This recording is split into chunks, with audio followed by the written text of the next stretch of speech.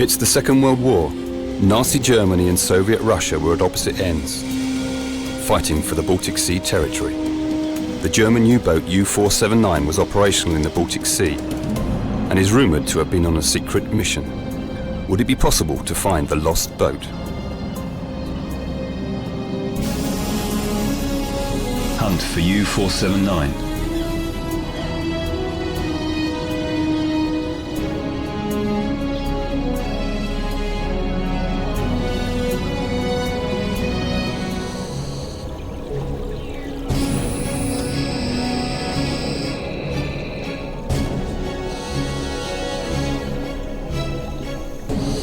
But it's not only wars that create shipwrecks. Baltic Sea is a hazardous sea, with extreme weather and shallow waters, thousands of islands and rocky shores, and harsh winters when thick ice covers the northern coastlines. The environmental conditions are also unique. The water is cold and the saline levels too low for most marine species to survive, including corals and the shipworm that everywhere else destroys shipwrecks in no time at all. Baltic Sea is filled with well-preserved wrecks. It's a treasure trove for any diver or archaeologist.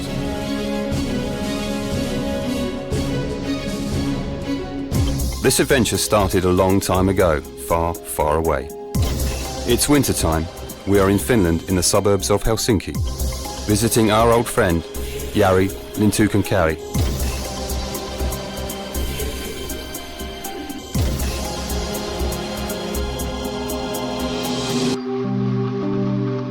Jari's an engineer and a diver, interested in the maritime history. And for years, Jari's been thinking about a Second World War collision between a Russian submarine Lembit and a German U-boat U-479 that got lost in the Baltic Sea at the end of the Second World War.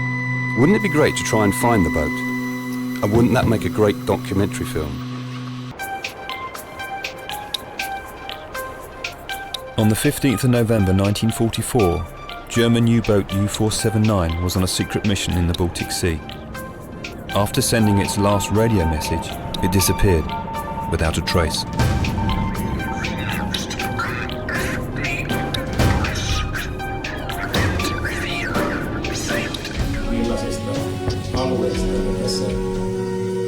Jari talked about this incident to his old friend Kimmo Kuusniemi, who is a film director and a musician.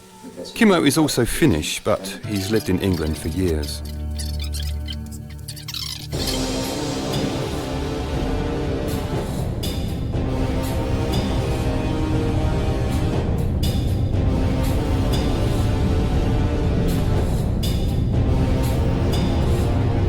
The German U-boat U-479 is carrying out short missions at the eastern Baltic Sea.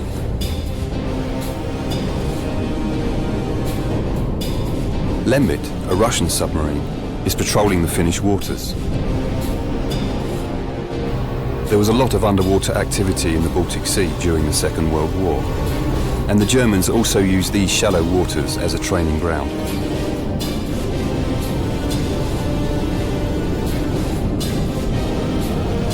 These boats were on a collision course.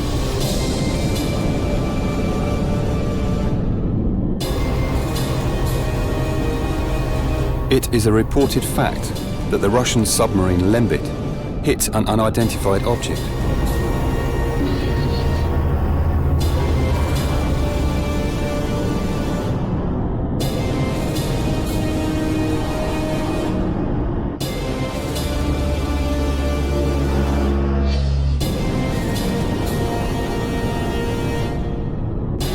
Was it the U-479 that sank into the depths of the Baltic Sea?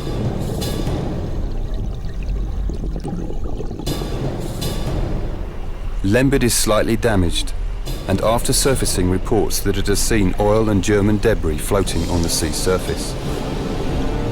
Could it have collided with the German U-boat U-479? After the incident, Lembit went to Helsinki, Finland, for repairs. Over 60 years later, we search for the truth. The Baltic Sea is way up there in northern Europe. The English name Baltic Sea is slightly misleading. It's not only surrounded by the so-called Baltic Sea states, but also Germany, Poland and Russia. and the Scandinavian, Sweden, Denmark and Finland. The locals don't necessarily call this water the Baltic Sea. For the Finns, Swedes and Germans, the Baltic Sea is the East Sea in their native tongues, and the Estonians logically call it the West Sea. From a filmmaker's point of view, it's hard to make a film about something that might have happened and what could be found. What if we never find the U-boat? So we started to think, and the more we thought, the bigger the idea got. When Kimmo and his partner Tanya got back in the UK, the ball started rolling. How do we approach this? We are professional filmmakers, born and raised by the Baltic Sea, but complete novices in diving and anything to do with filming underwater. Divers, what we thought, look, we'll talk with this guy Lee Bishop here in UK, and he gave me some pointers. Sounds like a big bite. We needed help. We will need people to interview. Do you remember where the map is? And then there's a long ferry to Tallinn straight across the Baltic. Oh, that's... Oh, hi guys, yeah, just a second. Hey Tanya, we have a connection to Sweden. Hi guys, we can hear you perfectly. Hello. Hello. Yeah, hi, my name is Kimmo. Hi, my name is Tanya. Good to see you. How are you guys? We're fine, thank you. We're fine. Fine. Yeah, no, well, basically we are two Finns living here in UK. We've been here for 16 years and we are filmmakers and musicians. We've done... So can you tell something about yourselves? My name is Charlotte Ackerlén, and I've been diving. My name is Per, by the way. Yeah, my name is Tor, and We have been doing quite a lot of underwater filming for the last 5 years or so. I think we're pretty good doing what we do. That's good.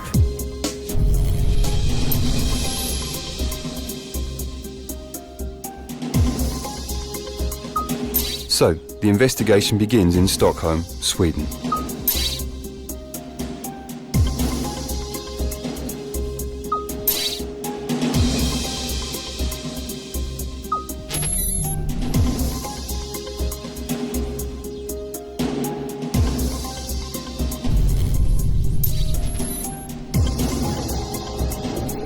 Kimmo and Tanya flew to Stockholm, while Jari took the ferry to Tallinn, where the now Estonian Lembit submarine resides.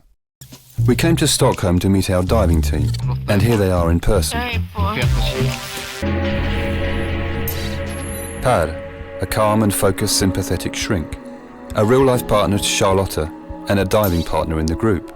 We couldn't have done this series without his strength and technical know-how.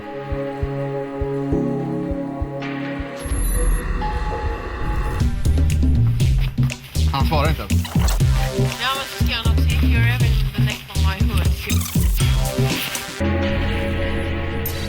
Charlotta, Smiley Lotta, works in IT but is really into the history of wrecks.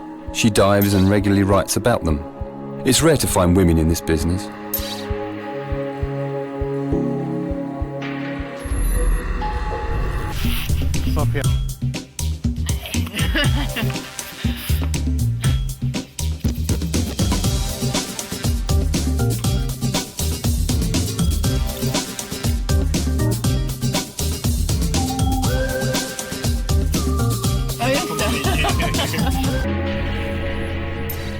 Tor, a man's man and a family man, was born in Norway and has a diving shop in the centre of Stockholm, is an experienced technical diver and hooray, an underwater cameraman.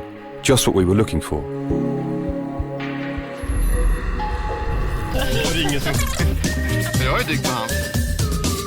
The waters outside Stockholm are deeper and more challenging than on the shallower eastern Baltic, giving them many opportunities to hone their skills. If you are enthusiastic enough, not even the ice or winter stops you from diving. You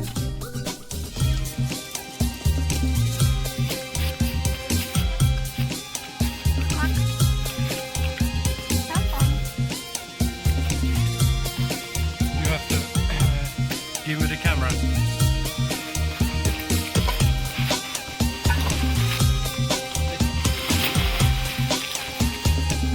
Tor took down the camera for some under-ice images.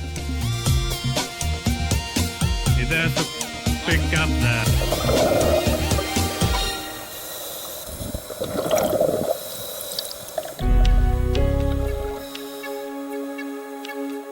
We are outside a pretty residential island. There are a couple of wrecks here in a shallow water that the divers go to see regularly. This is not only ice diving, it's also town centre diving. We never thought we could do this in such a civilised manner. The water was really murky today, so we concentrated on the surface pictures. This often happens in the Baltic. The visibility can be really poor. The divers did a short dive to see the wreck anyway, without the camera. It couldn't have been a more beautiful day. The sun was shining, everyone was having fun. Jättekul.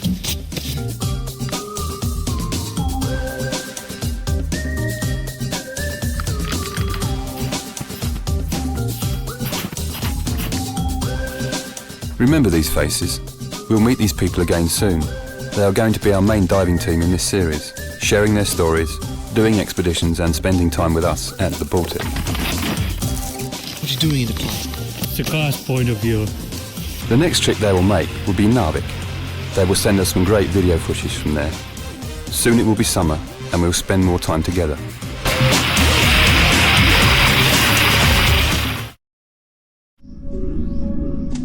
While the team were busy diving, Charlotta has organised us to visit the Vasa.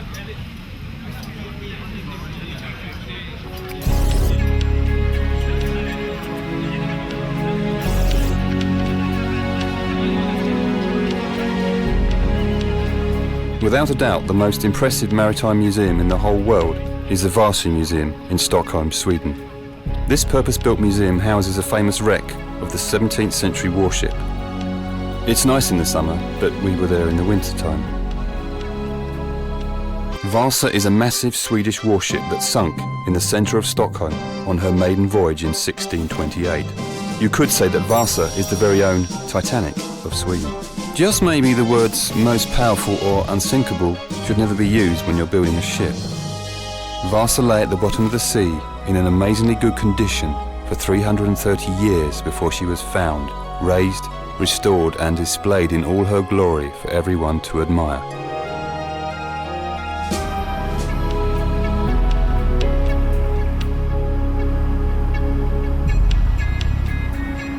We went to meet two enthusiastic Vasa experts. We'll let them introduce themselves.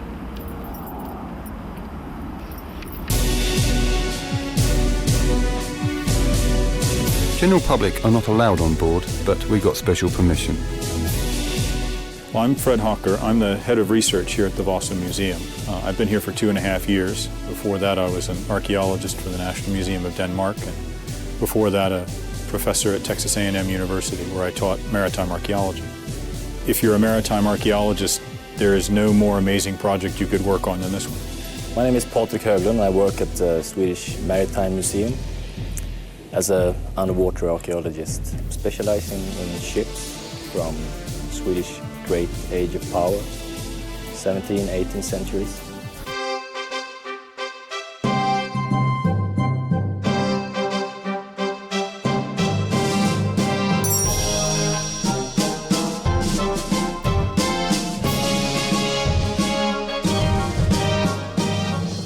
The ship was built in a relatively short time, just a couple of years in the 1620s. Gustav Adolf, who was the king of Sweden in those days, needed to expand his navy because he was engaged in a new kind of amphibious warfare. At the same time, he wanted to demonstrate to his rivals, mostly Christian IV of Denmark and his cousin Sigismund in Poland, that he was the most powerful king in the Baltic. And one way to do that in that period, if you were a great king, you had to have a great navy with great ships. And so he had Vasa built to be the most powerful ship in the Baltic. And they didn't quite get the balance right. So when the ship sailed, it was very unstable. There was too much weight high up in the ship. And about 1,500 meters into its maiden voyage, a gust of wind heeled it over to one side. The gun ports were open so they could fire a salute. Water ran in through the gun ports on the port side and went to the bottom like a stone. It was about 100 meters offshore, maybe 150 meters offshore, and there were a lot of small boats that were following the ship because it was the maiden voyage. It was on its way down to its squadron station out in the archipelago. And so all those small boats rushed in and picked people up.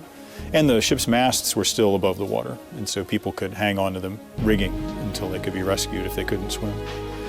About 30 people died.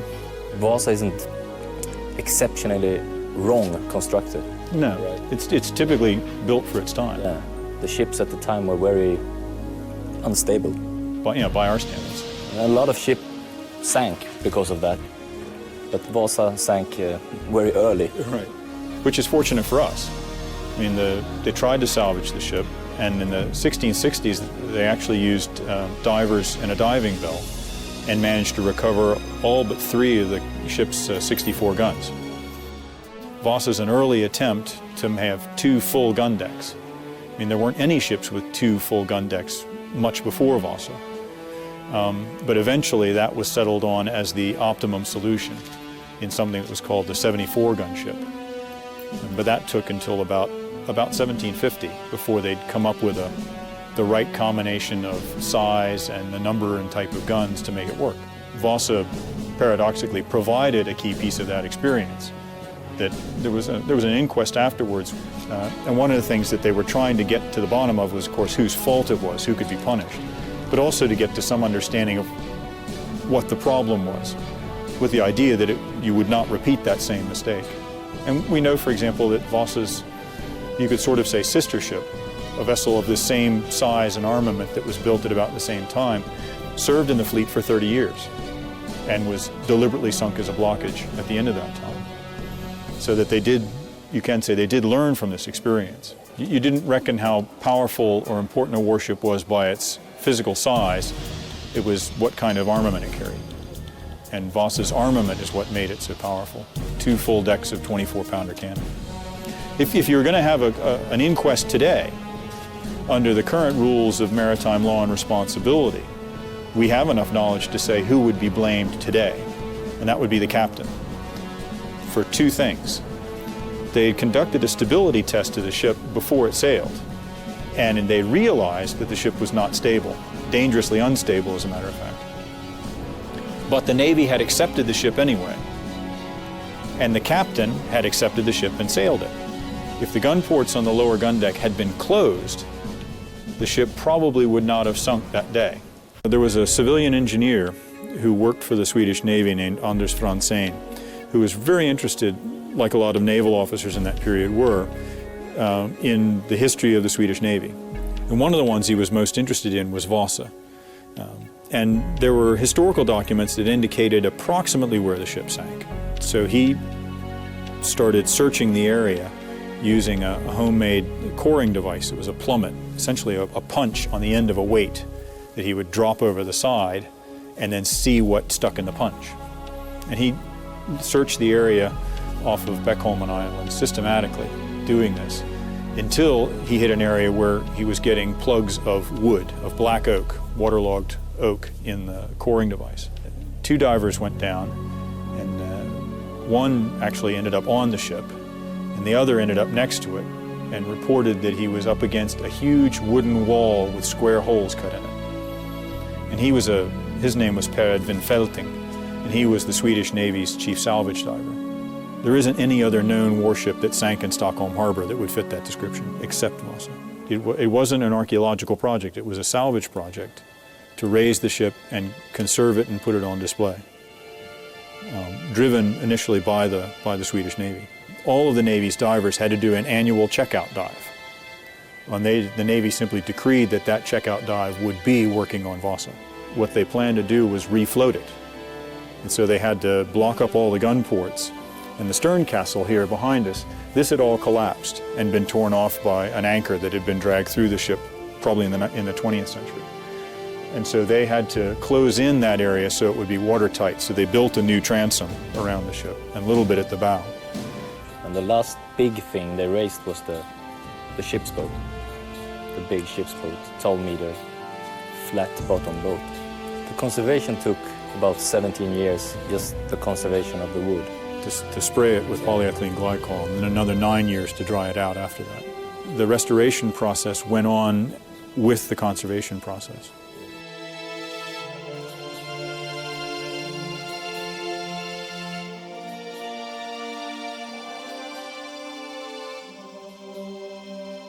One of the things that is unique and powerful about this particular find because there isn't anywhere else that you can go and see essentially a complete original warship from the days of sail.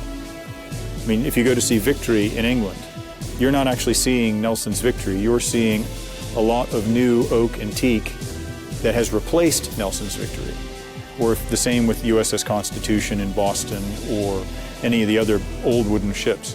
What you're seeing here is you're seeing the original ship, at least 95% of it. And that has a very powerful effect on your imagination. I mean, we work here, we see it every day, and it's still, every time I come into the ship hall, I get that oh wow moment. But I can see how just standing next to it, it can affect your imagination that powerfully, to give you that sense of place and that sense of a past time. The Vasa Museum attracts 850,000 visitors from all over the world each year. No wonder, Vasa is breathtaking. Stockholm has been called the Venice of Scandinavia, which sounds rather grand and is almost true.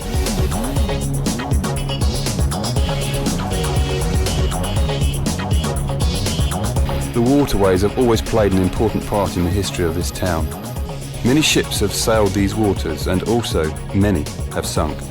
The centre of Stockholm is literally full of wrecks. The town itself is built on 14 islands and situated between the big lake Mälaren and the Baltic Sea. The first building in Stockholm was a fortification for the purpose of controlling the traffic between the Baltic Sea and the Mälaren.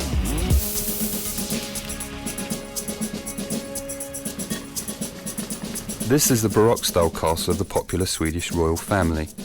The castle is for official use only and open for public.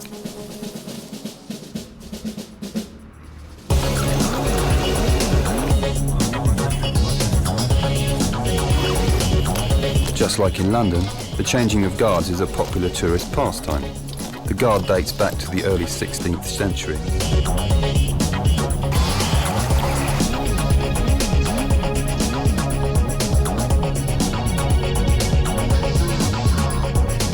Stockholm became a Hanse town in the 13th century.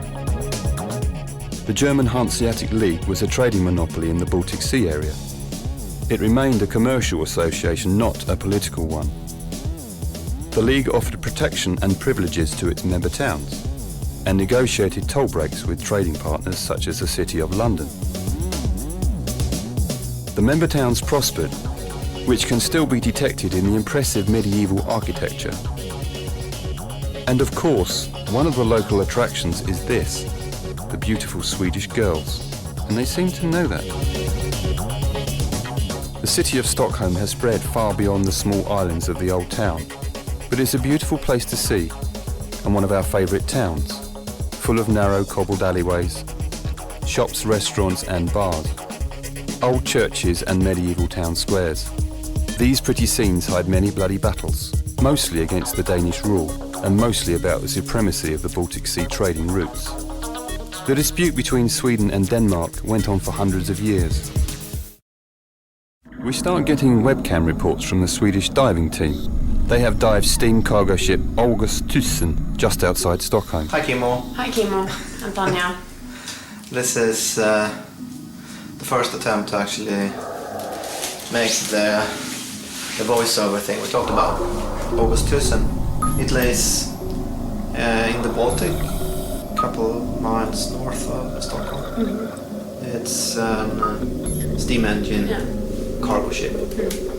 Like normal size, they are mostly between like 60 to 75 meters. The depth is like around 50 meters. It's a really nice wreck to dive because the visibility is often really good. The wreck lays on like a shelf on the bottom that is like a little over 50 meters, maybe 55 meters deep. And on the sides, there's a really steep drop off down to like over 100 meters. So the thing is that really cold fresh water are pushed up from the deep part over the wreck. Yeah. And that's why the visibility is so good, because usually in this part of the Baltic the visibility is pretty bad, maybe a couple of meters, but here you can have like 20 meters. And the current on the wreck can be really bad. It can be so bad like you have to drag yourself on the boat to actually move.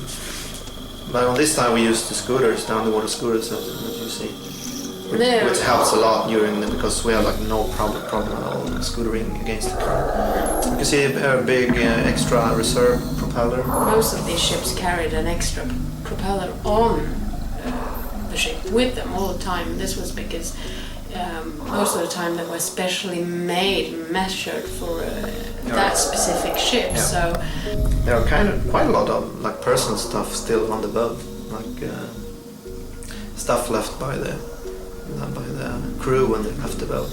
It wasn't us, but this other guy that we know, he found actually a wallet inside one of the cabins, and inside the wallet there was this wedding ring with an inscription of one of the crew members who actually died during the sinking. Yeah, the sinking. Right. So he wrote that name up, and he's actually right now trying to find out if there are any relatives left for. It's a pretty cool story.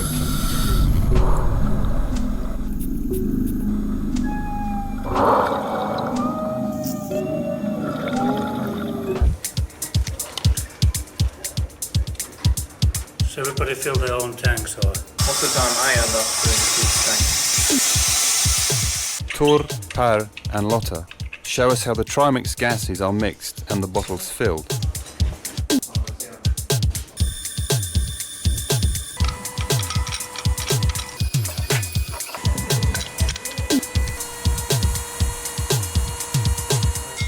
Unlike in the traditional diving with air tanks, the technical divers need different mixes for different depths. It can catch fire, like in the valves and in the tanks, so that would be a pretty bad experience, I think.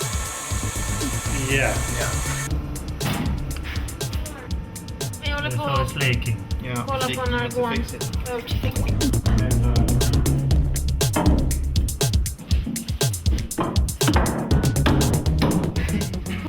I'll take this in workshop.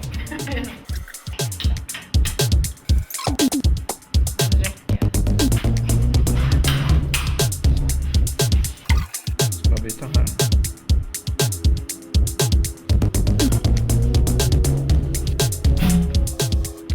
Swedish panpipe. This is more fun than filling tanks outside. It's helpful to us to see the huge amount of gear they need. Let's check the leak. No leak. The team is preparing for a diving trip to Narvik, Norway. There they will dive a few wrecks, including a Second World War Nazi German U-boat, U-479, and its supply ship, Black Watch. It takes a lot of preparations to go diving with this team.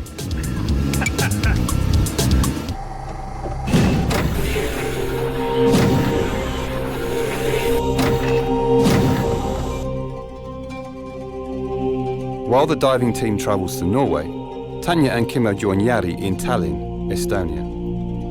Jari is on his way back from the meeting with the Maritime Museum.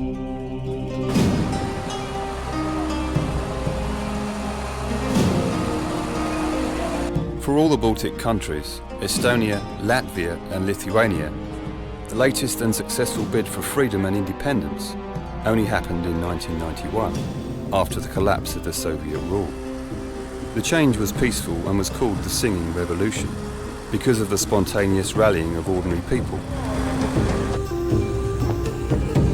In Estonia, about 300,000 people, 1/3 of the population, attended one singing gathering in Tallinn.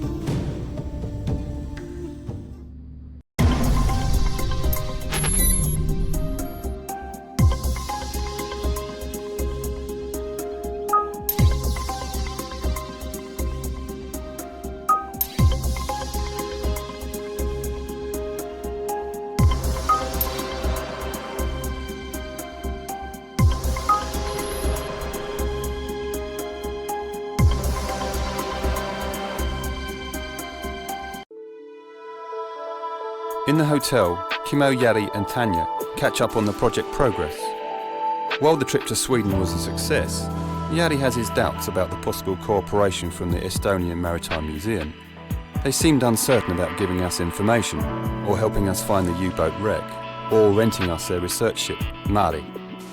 We later found out that the Estonians had already agreed to help an American filming crew at the Baltic Sea the same summer. Maybe this affected their willingness to cooperate. And here's the famous Lembit and research ship Mari.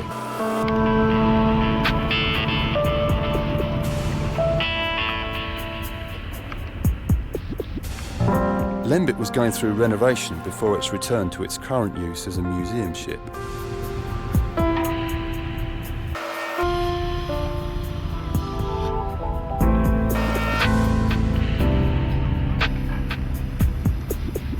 During the Soviet rule, private citizens were not allowed to dive the local wrecks. One exception to this rule was a legendary Estonian diver and wreck hunter, Vasa, seen here with the submarine Lembit in the summertime.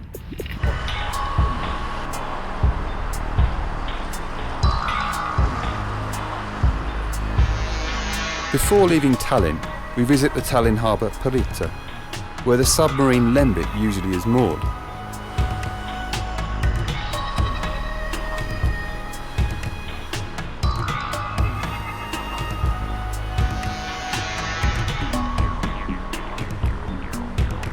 No sight of Lembit, no sight of summer, no research boat. We seem to have hit a brick wall.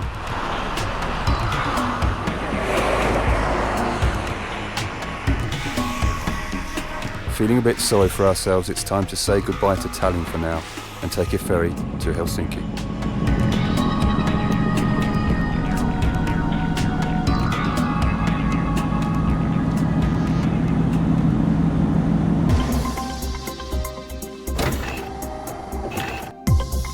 Far away from Estonia, our diving team and their friends are doing well in Narvik.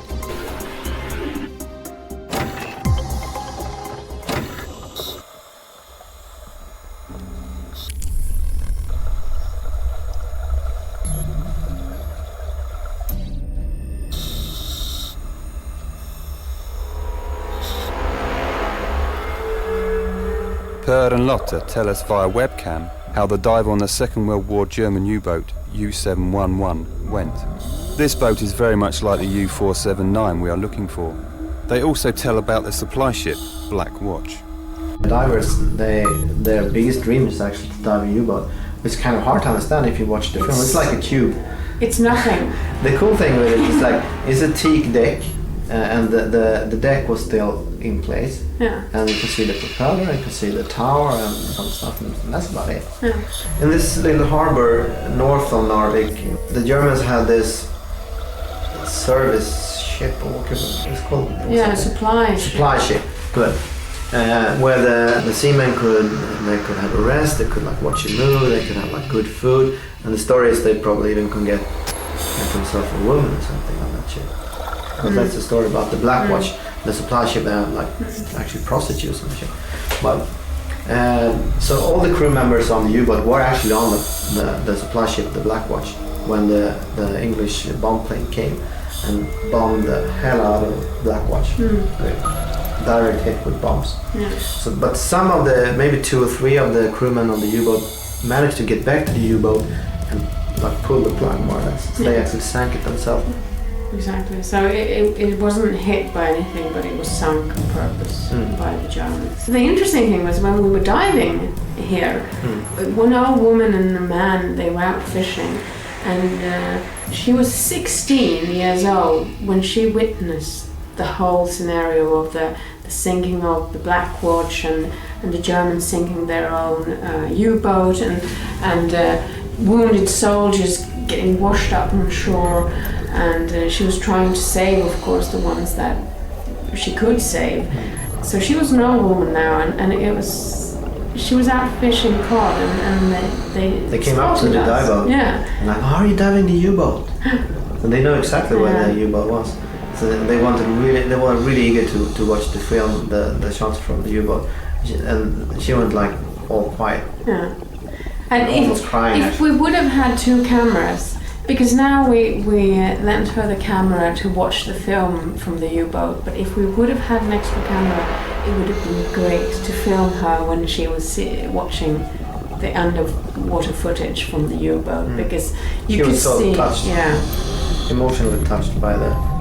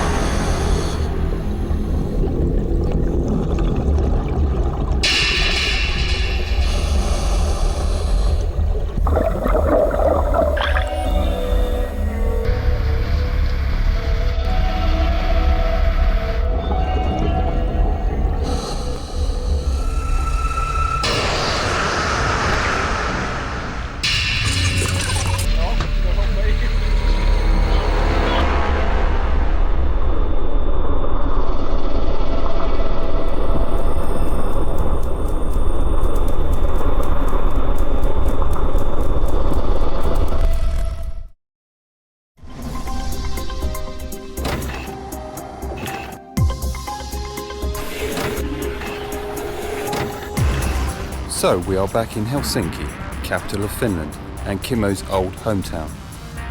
The research would continue from here. We'll have meetings with the Finnish Maritime Museum and other experts. These views are from a small island and local recreational park. And there's also the reminder that the Baltic Sea is an important commercial link between all these countries and beyond. Helsinki is also a working harbour.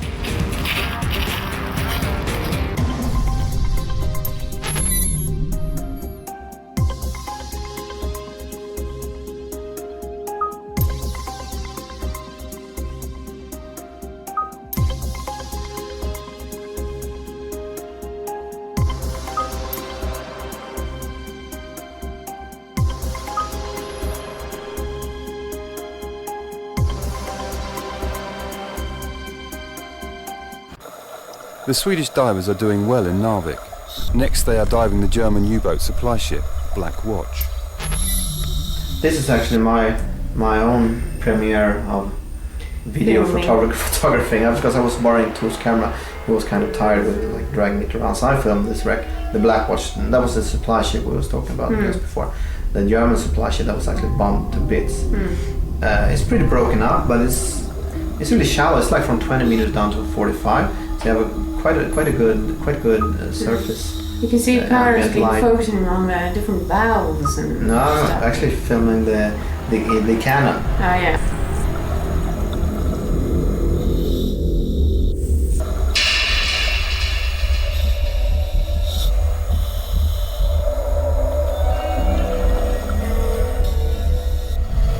Here we have the divers penetrate some of the superstructure, where he's swimming in one of the windows. It's kind of cool, if I can say it myself. It's one of the best penetration shots we took inside this wreck.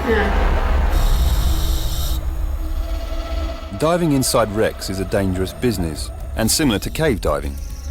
All the divers in this team are also experienced cave divers.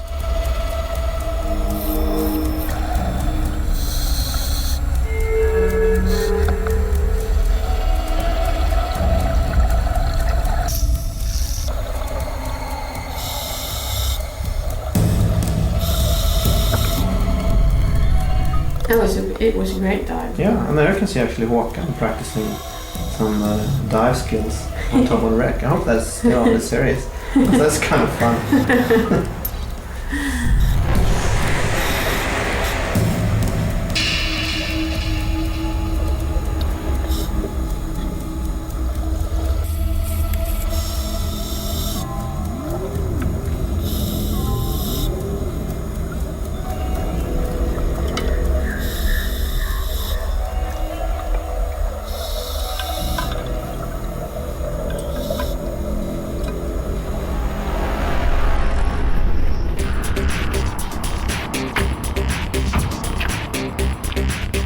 The Finnish Maritime Museum is situated at an imposing location on a small island outside Helsinki called, very fittingly, Wreck Island.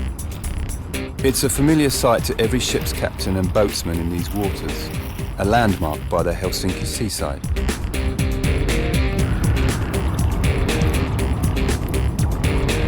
You get a good view of Helsinki, the Helsinki archipelago and the famous Finnish icebreakers from here.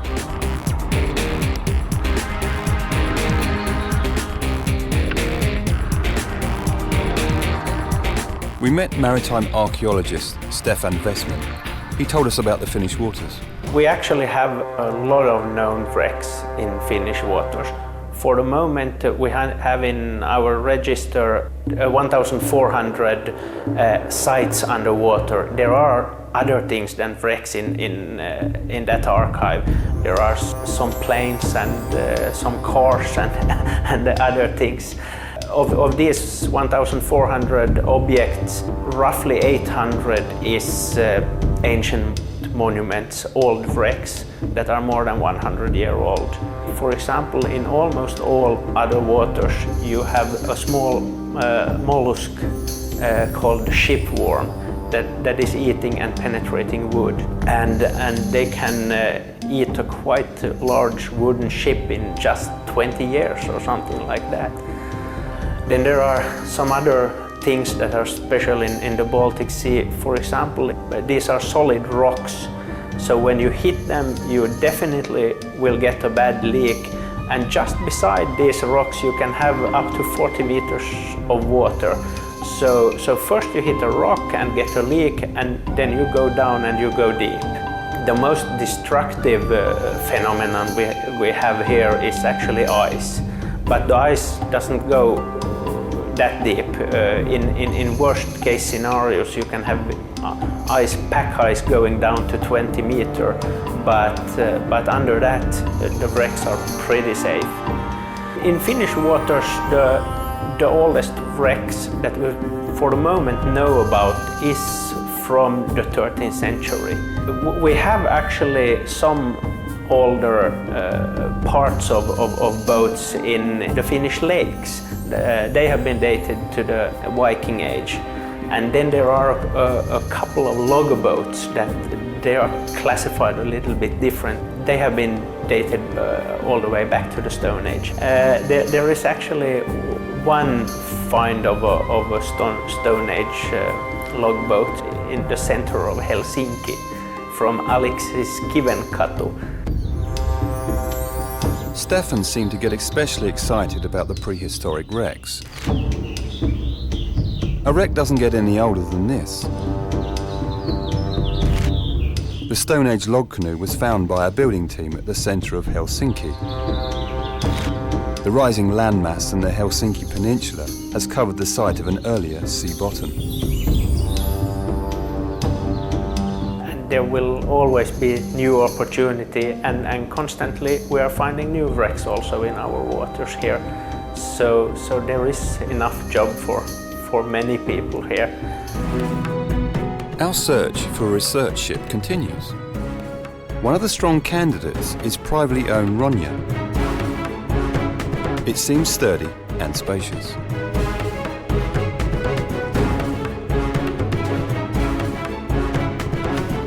But then we saw Pelagonia and suddenly felt that this is it.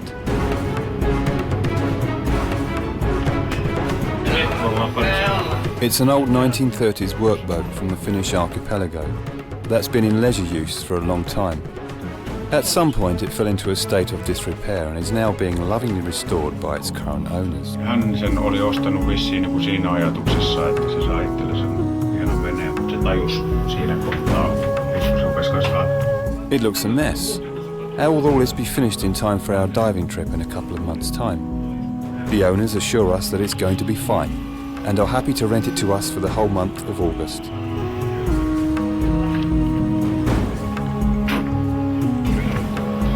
Se oli hyvä. Tässä on joku 150 metriä tätä kettinkin, miten.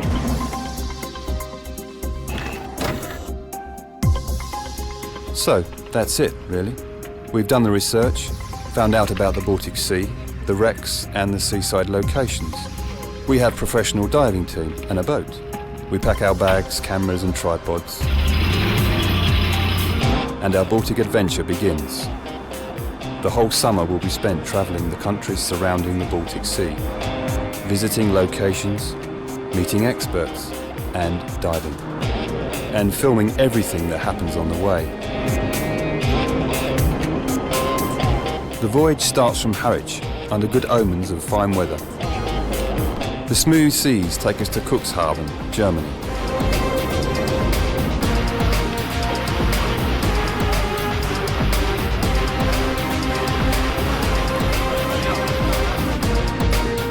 Our friend Jari flies to nearby Bremen and we drive to pick him up. Our first destination, the U-boat archive near Cuxhaven. The local naval historians are able to tell us more about the fate of the lost U-boat U-479.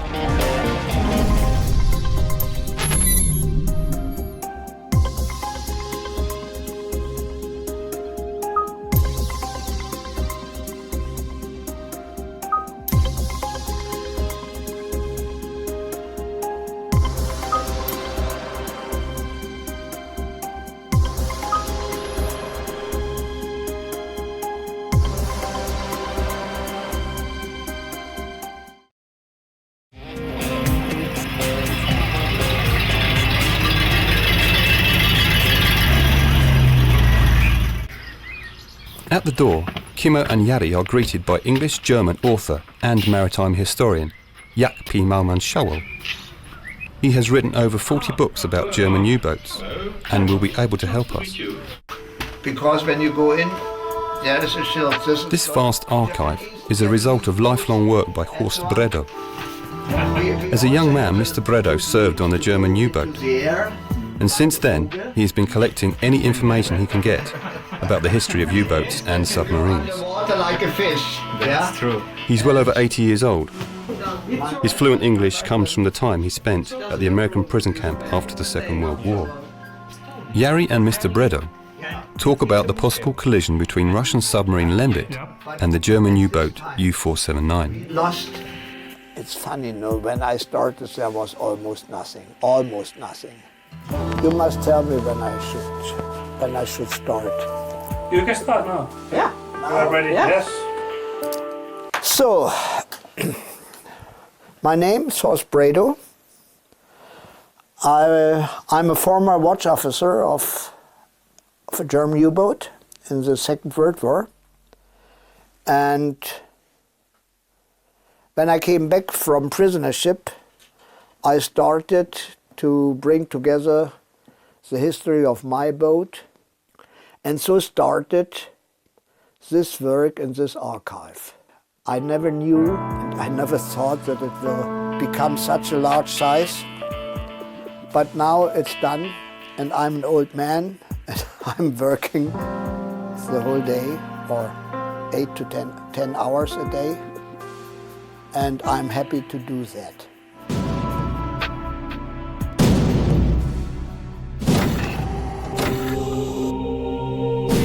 The Swedish diving team dive Erik Giese, a well-preserved wreck of a German destroyer.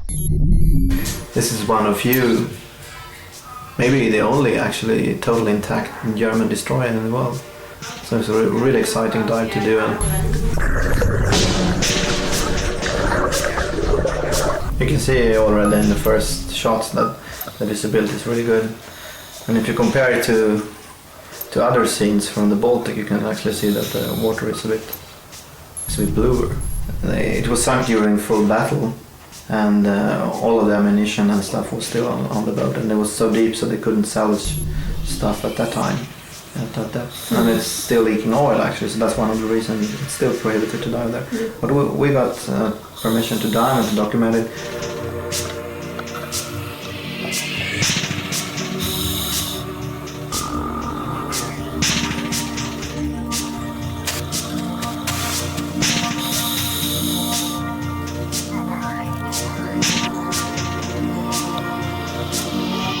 And the things you see on the wreck, you can, of course, you probably recognize the cannons. The destroyers, they were equipped with 4 cannons, I guess. And also you can see along the railing the depth chargers. They look like small barrels. Quite many of them down there. As well as a box, a mystery box. We don't know what it contains, but you can see one of the divers shining his light on it. We didn't open it, we thought it could be ammunition.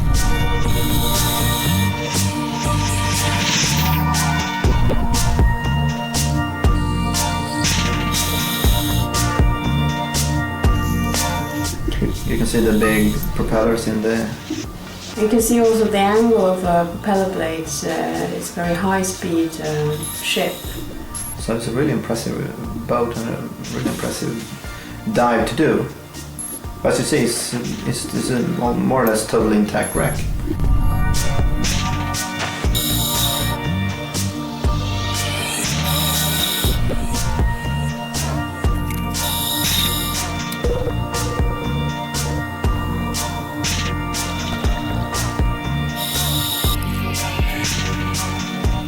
We're getting to the torpedo tube. Yeah, the torpedoes were shot from the torpedo tubes by compressed air, just over the railing of the boat, and then when landing in the water, it's propelled itself with a propeller. The bridge, it got a few direct hits. Yeah. I can't remember how many, but that's the only part of the ship that's really damaged. The wind was pretty strong, and we also had a current because to deal with the tide. The tide. The biggest problem was that we didn't have enough line to tie the boat in, so we were at a very steep angle. Right. The pressure on the line was big, and I could see the line vibrating. You can see the strain on the line. It was like vibrating really hard. Yeah. So at least Lotta realized the second before it broke that this is gonna break. Yeah. So I just gave a sign for shooting the buoy that is attached to a line, so we can do the ascent on the new line, the new up line to the buoy, and the buoy makes us visible to the boat, so they can like drive around and protect us from the big dangerous boats. Yeah. So it went fine. It went fine, but it was a couple of scary minutes before. We are looking for any information about the lost U-boat U-479 that sank in the Finnish waters at the Baltic Sea at the end of the Second World War. The archive has all the logbooks of all the U-boats. You see, each day the U-boat command lists where every U-boat was. So you can, with this, reconstruct the history of any U-boat which was lost. Yes. But what is also interesting is with some boats the pages are missing. And Admiralty had taken out those significant pages. Where something happened. Where something had obviously happened that Admiralty didn't want us to know about. Because these were captured by the British and Americans after the war. Why? Obviously something there. Yeah, there's a mystery there. And probably a sunken ship as well. The U-479 logbook, that if we can see it as a microfilm, that would be very interesting to see how that ends. Author Jack P. Malman-Schowel lives in England, but he spends a lot of time in Germany doing research for his books. After a quick search, we find traces of the lost U-boat and even a photo of it. Oh, there is one. Yeah, it's in the back. Yeah, it says in Helsinki, 1944. It was sunk on the 12th of the 12th, 1944, near near Turku, by the Soviet U-boat Lembit. There you go. Axel Nieste, who was the expert in what happened to U-boats, doesn't name the Lembit. In the absence of a Russian attack to account for its sinking, there is presently no known explanation for its loss. So that also sort of goes well with the story, doesn't it? That goes well with it. Now, we don't know at all what happened to U-479. It just vanished. We tried to find a way to give only to give out the facts. Yes. If any diver should find the wreck of this boat, U-479, he shouldn't go into the boat because it is a war grave. Yes. But how can they identify the boat without going in it? Not possible. It's not possible. It's not possible. What happened to U-479? Yeah, I can't answer it because. Well, you have answered it. You've said that we don't know. The future of the archives is currently uncertain. Horst Bredow is not a young man in England. One interested party for keeping up the archives and collections is the town of Cuxhaven, and there are plans for opening a museum for this purpose. The Second World War era German history is still controversial, but the archives is definitely a valuable asset to writers, students and historians.